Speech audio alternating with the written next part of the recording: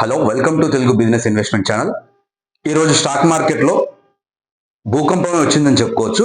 So ఈ భూకంపం రావడం గల కారణం ఏంటి? యాక్చువల్లీ ఒక టైంలో 11 లక్షల కోట్ల సంపద ఆవిరైనట్టు మనకు కనిపిస్తుంది. సో చివరికి అది మార్కెట్ క్లోజ్ అయ్యే క్రమంలోకి వచ్చే వరకల్లా దరిదాపుగా 8 లక్షల కోట్ల సంపద, మదుపర్ల సంపద ఈ రోజు ఆవిరైనట్టు మనకు కనబడుతుంది. సో మెయిన్ రీజన్ ఏంటి? అసలు ఈ రోజు బడ్జెట్ లో నిర్మలా సీతారామన్ గారు చెప్పింది ఏంటి?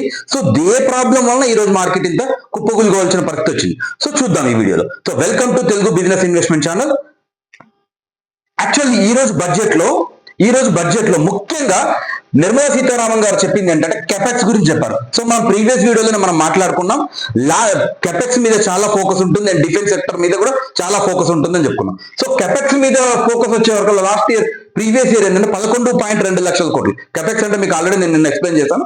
సో కెపెక్స్ మీద ప్రీవియస్ బడ్జెట్ లో 11.2 లక్షల కోట్ల ఎలొకేషన్ ఉండే.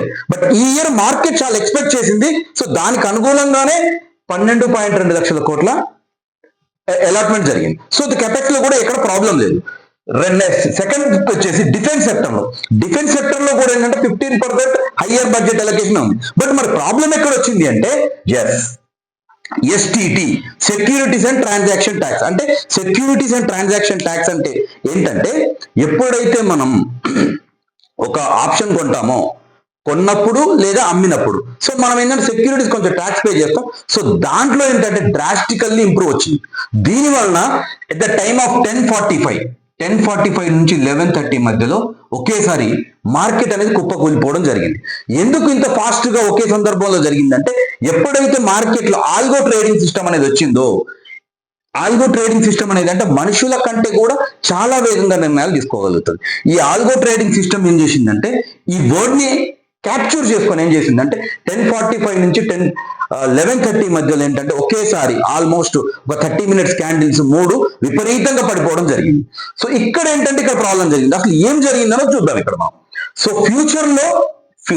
ఫ్యూచర్ అండ్ ఆప్షన్స్ లో ఒకే బీభత్సమైన తేడా వచ్చింది. సో దాని వలన ఏంటంటే మార్కెట్ విపరీతంగా పడిపోతుంది. ఆ తేడా వచ్చింది ఏంటో చూద్దాం. సో ఒకప్పుడు ఉన్న దానికి ఇప్పటికి 150% అంటే 0.02 ఉన్న ఎస్టిటి అనేది ఒకేసారి ఏమైందంటే 0.05 అయింది. దేంట్లో ఇది? ఫ్యూచర్ లో.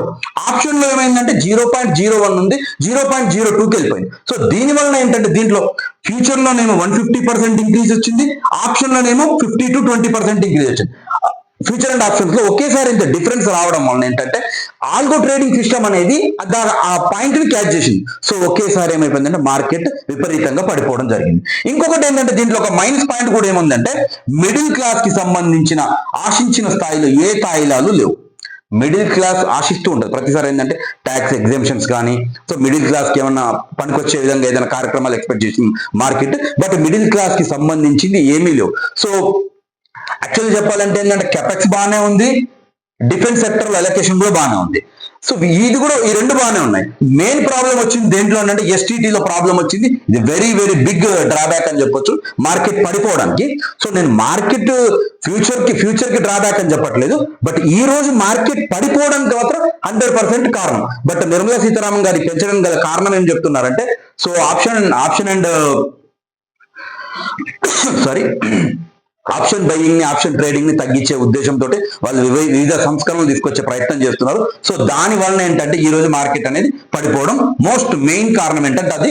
రెండో కారణం వచ్చేసి ఏంటంటే మిడిల్ క్లాస్ వాళ్ళకి ఆశించిన స్థాయిలో ఏమి అవకాశాలు ఏమి ఈ బడ్జెట్ లో లేకపోవడం వల్ల పడిపోయింది. సో మన తెలుగు రాష్ట్రాలకు వచ్చింది ఏమన్నా ఉందా అంటే సో ఉందండి.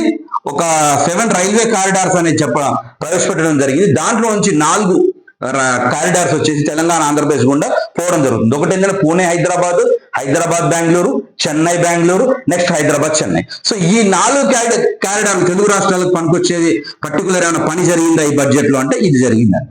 సో మెయిన్ మార్కెట్ దీంట్లో పడిపోవడానికి మెయిన్ రీజన్ ఏంటంటే ఎస్టిటి. ఇంకొకటి ఏంటంటే దీర్ఘకాలికమైన అంశాలకు మాత్రమే ప్రాధాన్యత ఇచ్చారు బడ్జెట్ లో. తాత్కాలికమైన అంశాలకు ఇవ్వకుండా నెక్స్ట్ ఏంటంటే ఫారిన్ ఇన్వెస్టర్స్ ని మనం మళ్ళీ మార్కెట్ లోకి ఇన్వెస్ట్ చేసే విధంగానే ప్రతిపాదనలు ఉన్నాయి తప్పితే సో తాత్కాలికమైన తాయిలాలు మాత్రం ఈ బడ్జెట్ లో ఏమీ లేదు.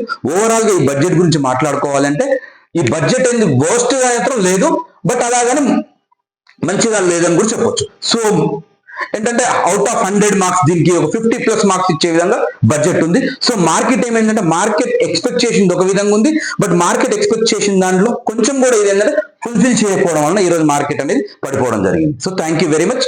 ఈ వీడియో నచ్చినట్లయితే లైక్ చేయండి అండ్ షేర్ చేయండి.